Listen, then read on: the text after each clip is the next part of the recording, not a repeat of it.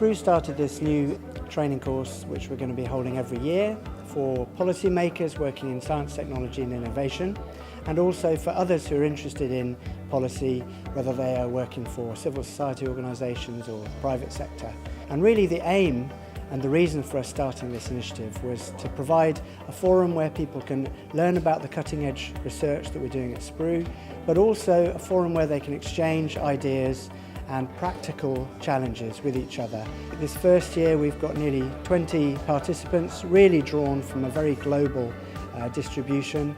So we've been covering everything from research policy to innovation policy and how those interlink. We've been looking at the role of different innovation actors within innovation systems, whether those are firms, whether they're research centres, academia, but also less conventional actors, including citizens, including civil society organisations, and the role that they can play through grassroots innovation in contributing to social and environmental goals.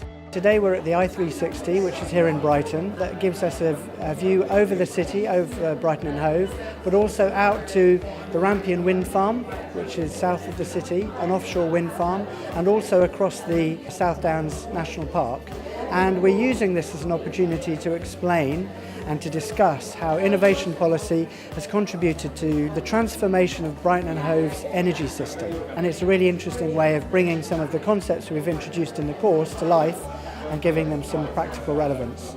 We've just come from our flight on the I360 and we're going to be hearing from a selection of innovators, grassroots innovators from Brighton and Hove Energy Services Cooperative and from Brighton Energy Co-op, as well as from Rampion Offshore, who have been responsible for the new wind farm. So we'll be exploring some of the policy challenges and also some of the policies that have worked in enabling that transformation. My name is Dr. Suleiman Ramon Yusuf.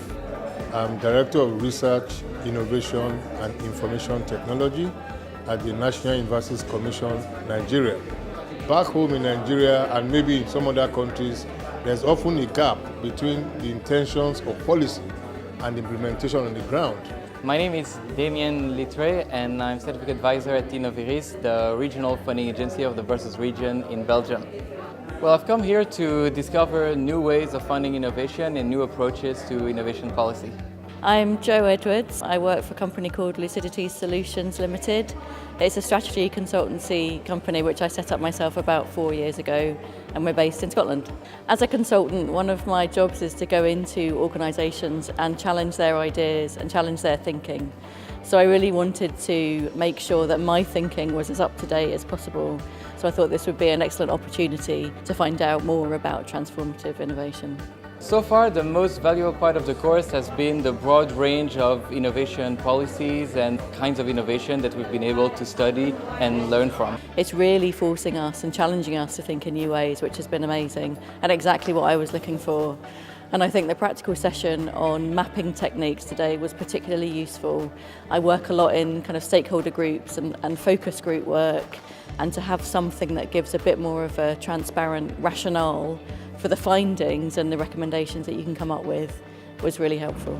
My name is Ana Lúcia Estival. I work for the Ministry of Science, Technology, Innovations and Communications in Brazil. SPRU is one of the best think tanks in the world for science and technology policy, and during this week we are being exposed to the most prominent professors and researchers at SPRU and their ideas on science and technology policy in a changing global context, so it has been amazing.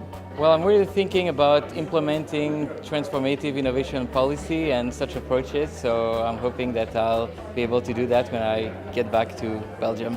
There's been a hugely international participation on the course, and I think that's really useful in terms of just reminding me to think in different ways and that my perspective isn't the only one in the room.